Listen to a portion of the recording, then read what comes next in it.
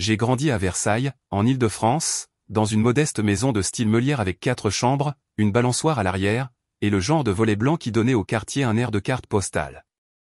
À l'intérieur, cependant, l'orbite de notre famille tournait presque entièrement autour de mon frère aîné, Léo.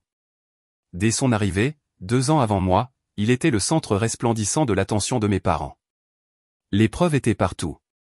Des étagères entières dans le salon exposaient ses trophées de football, ses photos d'équipe et ses bulletins scolaires encadrés, sur lesquels ses professeurs avaient griffonné « excellent et fort ». Quand un thème de chambre devenait trop enfantin pour lui, mes parents s'empressaient de la redécorer, d'abord des fusées, puis des fanions de sport, et enfin, un refuge pour adolescents avec des murs bleu marine et un nouveau bureau. Ma chambre est restée jaune pâle, avec le même lit simple et les mêmes rideaux que j'avais depuis la maternelle. Les cadeaux racontaient leur propre histoire. Un Noël, Léo a déballé un maillot de football signé par le Paris Saint-Germain, un trésor qui a suscité des exclamations de joie de la part de mon père. Mon tour est venu avec un dictionnaire épais, encore rigide, tout droit sorti du magasin. « Tu aimes les mots ?» a dit ma mère alors que j'entournais les lourdes pages. C'était vrai, mais même à 10 ans, je savais que ce n'était pas la même chose qu'un maillot signé, brandi comme un joyau de la couronne. Les réussites scolaires ne changeaient guère la donne. Quand j'ai remporté le concours de sciences régionales avec un projet sur les cellules solaires, mes parents m'ont offert des félicitations distraites avant de se dépêcher d'aller au tournoi de Léo le même après-midi. J'ai vite appris que ma valeur se mesurait à ma capacité à m'intégrer parfaitement à leur image du fils en or et de sa sœur compétente et arrangeante. À 13 ans, j'ai cessé d'attendre des applaudissements. À la place, j'ai commencé à cultiver une résolution silencieuse et personnelle, si l'amour dans ma maison était conditionnel, mon avenir ne le serait pas. Et cet avenir a commencé de manière inattendue dans la cuisine de ma grand-mère. Ma grand-mère, Marguerite Dubois, avait une façon de me voir quand personne d'autre ne prenait la peine de regarder. Elle avait travaillé comme comptable à Lyon à une époque où les femmes dans ce domaine étaient rares, et bien qu'à la retraite lorsque j'étais adolescente, sa vivacité d'esprit ne s'est jamais émoussée. Pendant que mes parents gravitaient autour des entraînements de football de Léo, je marchais souvent le kilomètre jusqu'à sa maison de briques bien entretenue, où une odeur de brioche à la cannelle semblait toujours flotter. Un après-midi, alors que j'avais 15 ans, elle a posé ses aiguilles à tricoter et m'a demandé si je savais ce qu'étaient les intérêts composés. J'ai secoué la tête, m'attendant à une leçon de morale, mais elle a sorti un bloc-notes jaune et a commencé à esquisser des chiffres avec son stylo plume. « Imagine que tu places 90 € à la banque », a-t-elle dit, expliquant comment cet argent fructifiait avec le temps si on n'y touchait pas. La façon dont sa plume dansait sur la page donnait l'impression que c'était de la magie, bien qu'elle m'ait rappelé que ce n'était que des mathématiques et de la patience. Je suis rentré chez moi ce soir-là et j'ai vidé mes gains de babysitting sur un compte d'épargne. Ce n'était pas grand-chose, mais le geste lui-même me donnait le sentiment de revendiquer une part d'indépendance. Au cours des années suivantes, grand-mère a nourri cet instinct. Elle me donnait des articles à lire, m'a aidé à acheter mes premières actions modestes et m'a rappelé que la discipline comptait plus que les coups de chance. Quand elle est décédée subitement pendant ma 3e année d'université, j'ai été anéanti. Mes parents supposaient que sa modeste succession serait divisée à parts égales, mais son notaire a révélé qu'elle m'avait tout laissé, 46 000 €. Mon père a immédiatement suggéré que je partage avec Léo pour alléger le coût de son programme d'études supérieures. Ma mère a hoché la tête en signe d'approbation. J'ai refusé. C'est à moi qu'elle l'a donné, ai-je dit, la voix plus assurée que je ne le sentais. J'ai investi chaque centime exactement comme elle me l'avait enseigné, sachant qu'elle aurait approuvé. Ces derniers mots, prononcés lors de notre dernière visite, résonnaient dans ma tête, la richesse murmure. Elle ne crie pas, ces murmures sont devenus la fondation de la vie que je construirai plus tard, même en les gardant cachés. Au moment de mon diplôme, la discipline silencieuse qu'elle m'avait inculquée avait déjà commencé à façonner 2 vies distinctes. L'université a marqué la première véritable séparation entre le monde de Léo et le mien. Il est parti dans une grande école de commerce près d'Annecy, le genre d'endroit où les frais de scolarité suffisaient à eux seuls à acheter une première maison. Mes parents ont tout payé, le conduisant fièrement sur le campus avec une voiture remplie de meubles neufs. Moi, en revanche, j'ai obtenu une bourse complète pour l'université de Lyon. Mon père m'a déposé avec 2 valises et une boîte de fournitures d'occasion, en me disant que je me débrouillerais. C'est ce que j'ai fait. La plupart des matins, je travaillais au café du campus pour le service d'ouverture avant les cours. Le week-end, j'enchaînais les heures à la bibliothèque où je donnais des cours particuliers d'économie. L'épuisement était constant, mais j'ai maintenu des notes parfaites, déterminé à ne jamais gaspiller ce que grand-mère m'avait donné. La finance est devenue plus qu'une matière principale, c'était une bouée de sauvetage, un moyen de construire le genre d'indépendance que personne ne pourrait m'enlever. Pendant l'été de ma 3e année, j'ai décroché un stage à Paris dans une société d'investissement respectée. L'énergie de Paris les Tours, l'agitation de la défense a allumé quelque chose en moi qui ne s'est jamais éteint. Après mon diplôme, j'ai accepté un poste d'analyste junior chez Amundi. Le salaire était modeste, mais l'expérience était inestimable. J'ai loué un minuscule appartement avec 3 colocataires, vécu de plats à emporter et investi la moitié de mon salaire. À 26 ans, après des années d'épargne acharnée et d'études des tendances du marché, j'ai fait le grand saut. J'ai créé mon propre cabinet boutique, spécialisé dans les entreprises sous-évaluées des secteurs émergents. Au début, il n'y avait que moi dans un espace de co-travail exigu.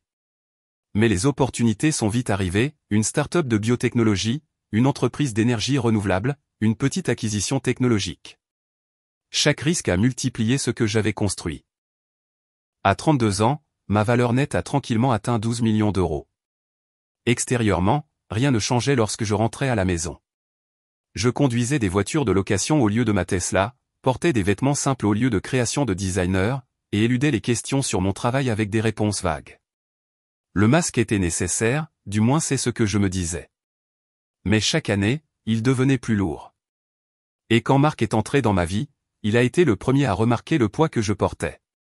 J'ai rencontré Marc Fournier lors d'un événement caritatif en ville, une de ces soirées où les gens du secteur trinquent sous un éclairage tamisé en prétendant réseauter de manière décontractée. Il ne travaillait pas dans la finance. C'était un architecte avec un cabinet à Paris, connu pour concevoir des espaces alliant élégance et fonctionnalité. Ce qui m'a attiré, ce n'était pas son curriculum vitae, mais son aisance. Il écoutait vraiment d'une manière à laquelle je n'étais pas habitué. Nous avons commencé par des dîners après de longues journées, puis des promenades le week-end au jardin du Luxembourg, et finalement des nuits passées dans nos appartements respectifs. Marc ne m'a jamais interrogé sur les chiffres que je gérais ou les clients que je servais. Il voulait savoir quels livres j'aimais, pourquoi je cuisinais encore les recettes de ma grand-mère, et pourquoi j'évitais toujours les questions sur ma famille. Pendant des mois, je lui ai servi les mêmes réponses évasives qu'à tout le monde, ils vont bien, juste occupés, pas grand-chose à raconter. Un soir d'octobre, après 3 mois de relation, il m'a prise au dépourvu. Nous venions de dîner chez moi, et j'avais raccroché après un bref appel avec ma mère, mes réponses sèches et vagues. Marc a posé son verre de vin et a demandé doucement, « Pourquoi t'effaces-tu auprès de ta famille ?» Les mots ont eu l'effet d'un pavé dans la mare.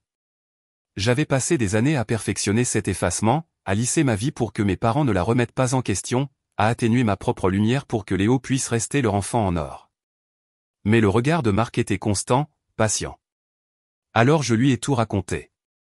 Je lui ai parlé des albums photos, des trophées, du collier que Léo a reçu pendant que je déballais des livres, de la façon dont mes réussites avaient toujours été minimisées.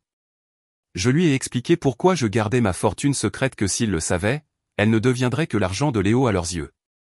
Il n'a pas interrompu, il a juste écouté, puis s'est penché en avant.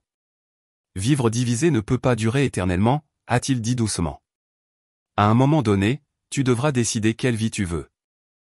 Ces mots ont résonné longtemps après son départ ce soir-là. À l'approche de la Toussaint, je savais qu'il avait raison. Je ne pouvais plus continuer à prétendre être moins que ce que j'étais. J'ai décidé de l'emmener avec moi à Lyon et d'arrêter de me faire petite, même si je n'étais pas prête à tout révéler. Le trajet de Paris à Versailles était bordé d'arbres dénudés et des premières traces de givre sur le bas-côté. Marc gardait une main sur le volant et l'autre posée légèrement sur la mienne, comme s'il pouvait sentir le nœud dans mon estomac se resserrer à chaque kilomètre nous rapprochant de la maison. Au moment où nous avons tourné dans la rue tranquille de mes parents, le ciel était devenu gris et l'air portait ce froid humide propre à l'Île-de-France à la fin de novembre. La nouvelle Audi de Léo brillait dans l'allée, sa peinture encore éclatante sortie de chez le concessionnaire. Je savais sans demander que mes parents l'avaient aidé à la financer. Ils le faisaient toujours. Ma poitrine s'est serrée à cette vue, mais Marc a seulement pressé ma main. À l'intérieur, ma mère est passée devant moi pour étreindre Marc, sa voix aiguë d'excitation à l'idée de le rencontrer. Mon père lui a donné une tape dans le dos en lui posant des questions sur son cabinet, tandis que je recevais un sourire distrait et une rapide tape sur l'épaule. Léo est apparu un instant plus tard, tout en confiance polie, et a été présenté à Marc comme si je n'étais qu'un détail dans cette rencontre. Le dîner de ce soir-là semblait scénarisé, chaque réplique déjà assignée. Ma mère avait préparé le rôti préféré de Léo, et la conversation tournait autour de sa récente promotion dans une agence de marketing de Lyon. Il a décrit son bureau d'anglais le personnel junior sous ses ordres, pendant que mes parents rayonnaient de fierté. Je poussais des petits pois dans mon assiette, offrant des hochements de tête polis, ma propre carrière une fois de plus invisible. Plus tard, on nous a conduits, Marc et moi, à la petite chambre d'amis, son canapé-lit affaissé au milieu. Léo et sa femme ont eu la plus grande suite d'amis avec le grand lit et la salle de bain privée. Quand j'ai haussé un sourcil, ma mère a expliqué, le dos de Léo a besoin d'un bon soutien. Je n'ai rien dit, bien qu'une chaleur soit montée dans ma poitrine. Cette nuit-là, en passant par la cuisine pour prendre de l'eau, j'ai entendu mes parents parler à voix basse. J'aimerais juste qu'Élise ait plus d'ambition, a soupiré ma mère. Mon père a répondu, elle s'est toujours contentée de peu. Pas comme Léo. Je suis resté figé dans le couloir, les mots aussi tranchants qu'ils l'avaient été dans mon enfance, et je savais que les fissures dans mon silence s'élargissaient. Le matin de la Toussaint a commencé avec l'odeur de la dinde déjà au four et ma mère qui fredonnait dans la cuisine. Je me suis éclipsé dehors pour prendre un appel. Je ne pouvais pas éviter l'un de mes partenaires qui finalisait les termes d'un accord impliquant des engagements à 7 chiffres et la coordination du déblocage des capitaux. Ma voix était basse, mesurée, mais je me sentais exposé là, dans le jardin de mes parents, entouré par les mêmes clôtures blanches qui avaient encadré mon enfance. Quand j'ai raccroché, Léo était adossé à la porte arrière, les yeux plissés, les bras croisés. Depuis quand la saisie de données implique-t-elle des portefeuilles de plusieurs millions d'euros? Son ton était mordant. Mais avant que je puisse répondre, ma mère l'a appelé à l'intérieur pour mettre la table. Il m'a jeté un long regard avant de disparaître, la suspicion se lisant sur son visage. Plus tard, alors que nous nous habillions pour le dîner, Marc a mentionné notre prochain voyage. Nous serons à Singapour pendant 2 semaines, a-t-il dit nonchalamment à mon père. Élise a un client là-bas, et nous restons pour visiter. Les mots semblaient inoffensifs, mais j'ai vu la tête de Léo se relever brusquement de l'autre côté de la pièce. Il m'a dévisagé comme s'il assemblait les pièces d'un puzzle dont il ignorait l'existence. Quand le repas fut terminé, j'ai apporté la télévision emballée dans du papier argenté et un ruban bleu. Mes parents ont eu le souffle coupé lorsque mon père a arraché l'emballage pour révéler une télévision intelligente de 55 pouces. Leur ancien poste avait près d'une décennie de retard. Je pensais que le cadeau serait une petite gentillesse. Au lieu de cela, ma mère a froncé les sourcils. Élise, ça a dû coûter une fortune. Elle était en solde, ai-je dit, mais le mensonge semblait fragile. Léo n'était pas convaincu. Il s'est penché, lisant le numéro de modèle sur la boîte, puis a tapé furieusement sur son téléphone. 1400 €, a-t-il annoncé, la voix sèche. Il s'est tourné vers moi, les yeux brillants. Depuis quand peux-tu te permettre ça avec ton salaire? La pièce est devenue silencieuse, les fourchettes tintaient faiblement contre les assiettes alors que tout le monde se tournait vers moi. Mon masque était en train de glisser, et pour la première fois depuis des années, je n'étais pas sûr d'avoir la force ou même l'envie de le remettre. Les yeux de Léo étaient rivés sur les miens, me mettant au défi d'expliquer les chiffres qui brillaient sur l'écran de son téléphone. Mes parents attendaient aussi, ma mère serrant sa serviette à 2 mains, mon père figé en plein mouvement avec sa fourchette. Le silence s'est étiré jusqu'à ce que je le sente pressé contre mes côtes. Je ne travaille pas dans la saisie de données, ai-je finalement dit, la voix stable malgré mon pouls qui battait la chamade. Je possède une société d'investissement. Nous avons réussi. Léo a éclaté d'un rire sec, mi-incrédule, mi-coléreux. Réussi? Plutôt secrète, oui. Tu as caché ça pendant que maman et papa m'aidaient à payer mon prêt auto, pendant qu'ils s'inquiétaient pour leurs remboursements hypothécaires. Sa voix s'est élevée alors qu'il faisait défiler l'écran avec fureur. Oh mon Dieu! Challenge. 12 millions d'euros. C'est une blague? Ma mère a haleté, sa main tremblant alors qu'elle attrapait son verre d'eau. Mon père n'avait toujours pas parlé, son visage était devenu pâle, sa fourchette reposant intacte sur l'assiette. Léo a poussé le téléphone sur la table vers eux. Regardez ça. Elle est assise sur une fortune pendant que nous pensions qu'elle tirait le diable par la queue. J'ai pris une profonde inspiration, les années défilant comme des témoins attendant leur tour. Voulez-vous savoir sur quoi je suis assise, ai-je demandé calmement. Revenons en arrière. Le concours de sciences que j'ai gagné au collège? Vous l'avez manqué pour le match de football de Léo. Mon discours de remise des diplômes? Vous avez filmé les réactions de Léo au lieu de mes mots. L'université? J'ai eu 3 emplois pendant que vous payiez ses frais de scolarité en entier et lui donniez de l'argent de poche. Les visages de mes parents sont passés du choc à une reconnaissance naissante et gênée. J'ai continué. Vous lui avez donné de nouveaux meubles, de nouvelles voitures, de nouveaux départs. J'ai eu des articles d'occasion et un « tu te débrouilleras ». Et je me suis débrouillé. Sans votre aide. Sans votre fierté. Seul. La table était silencieuse, à l'exception de la respiration irrégulière de Léo. Son expression s'est durcie, la colère l'emportant sur l'incrédulité. « Tu es égoïste », a-t-il craché.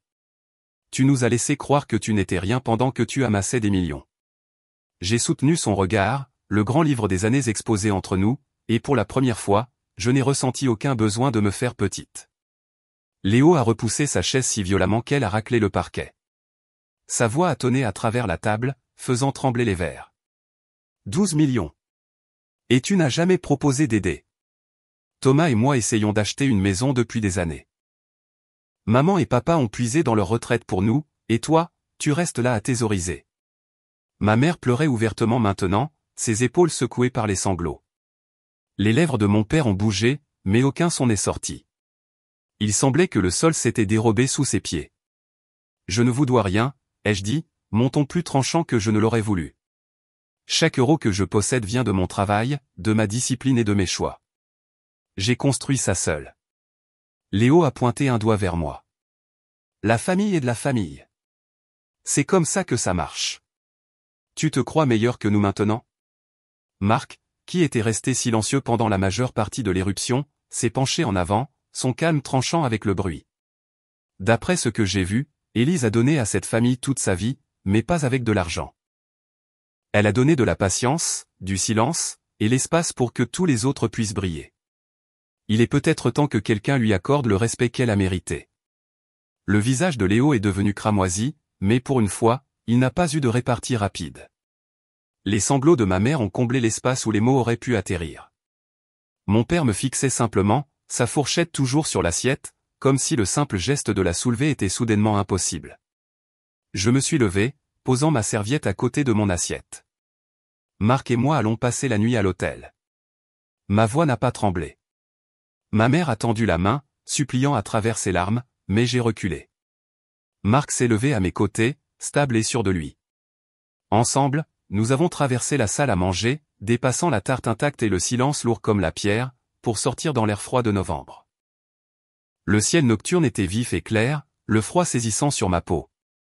Pour la première fois depuis des années, le poids de mon silence me semblait plus léger, bien que le coup de l'avoir brisé ne faisait que commencer à se manifester. La lumière du matin filtrait à travers les rideaux de l'hôtel, pâle et impitoyable. Mon téléphone vibrait sans relâche sur la table de chevet, 17 nouveaux messages de Léo, chacun oscillant entre l'indignation et la culpabilité. Ma mère avait laissé des messages vocaux en larmes, me suppliant de revenir, insistant sur le fait que nous pouvions en discuter. J'ai mis le téléphone en mode silencieux et j'ai laissé le calme s'installer. Peu de temps après, on a frappé à la porte. Marc a ouvert pour trouver mon père, l'air chiffonné et las, portant encore les vêtements de la veille. Il est entré sans croiser mon regard, puis s'est assis lourdement sur la chaise de bureau. Pendant un long moment, il n'a rien dit, se frottant simplement les mains. Finalement, il a levé les yeux. Nous avons choisi la facilité avec Léo, a-t-il admis, la voix rauque. Il pleurait. Il exigeait. Et nous avons cédé. Toi. Tu t'es adapté. Ce n'était pas juste, mais c'était plus simple. L'entendre le formuler à voix haute était à la fois un soulagement et une blessure. Je me suis ressaisi avant de répondre. Il est trop tard pour défaire le passé, mais à l'avenir, il y aura des limites. Je ne donnerai pas un centime à Léo. Mes finances sont les miennes, et je n'en discuterai avec personne dans cette famille. Si vous voulez une relation avec moi, le respect devra être mutuel. Il a hoché lentement la tête, comme si le poids de mes mots commençait enfin à s'imposer. Pour la première fois, j'ai vu une lueur de regret dans ses yeux, bien qu'aucune excuse ne puisse effacer des décennies de négligence. Plus tard, alors que Marc et moi faisions nos bagages, je me suis surprise à penser aux enfants de Léo. Rien de tout cela n'était de leur faute. J'ai commencé à esquisser une idée dans mon esprit, un fonds en fiducie strictement pour leur éducation, structuré de manière à ce que Léo ne puisse jamais y toucher. Cela me semblait être une ligne de démarcation entre la compassion et la protection, le seul compromis avec lequel je pouvais vivre. Au moment où nous avons chargé nos bagages dans la voiture, la décision s'était transformée en quelque chose qui ressemblait à la paix, même si les fractures à la maison restaient à vif. Les mois ont passé, et la tempête s'est calmée pour devenir quelque chose de moins volatile, mais toujours fragile. Mon père appelait toutes les quelques semaines, son ton prudent, mais plus honnête que je ne l'avais jamais connu. Il me posait des questions sur mon travail, non par obligation, mais avec une curiosité sincère, et a admis qu'il ne m'avait jamais vraiment vu pour qui j'étais. Les appels de ma mère étaient plus difficiles, mêlés de culpabilité et d'habitude. Elle retombait encore dans ses vieux schémas, invoquant Léo, mais se reprenait parfois et changeait de sujet, comme si elle apprenait lentement une nouvelle langue. Léo, je l'ai complètement coupé de ma vie. Son flot de demandes s'est transformé en accusation, puis en silence une fois que je l'ai bloqué.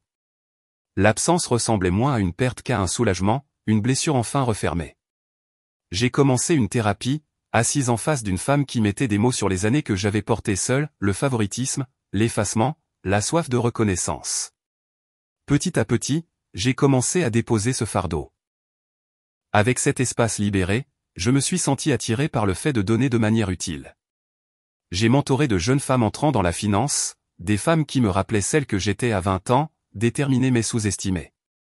J'ai financé des initiatives pour les filles dans les sciences, la technologie, l'ingénierie et les mathématiques, de petits actes d'investissement qui ont eu des répercussions plus larges que je ne l'attendais. Marc est resté à mes côtés à travers tout cela, stable et présent, ne me demandant jamais d'être moins ou plus que ce que j'étais. Ensemble, nous avons construit de nouvelles traditions, des vacances avec des amis, des week-ends d'évasion, une communauté qui semblait choisie plutôt qu'imposée. Un soir, alors que le printemps s'installait sur la ville, j'ai accroché une petite clé en laiton au mur de notre appartement. J'y avais fait graver un seul mot, limite. Elle captait la lumière de la fenêtre, un emblème silencieux de tout ce que j'avais reconquis et de tout ce que je protégerais désormais.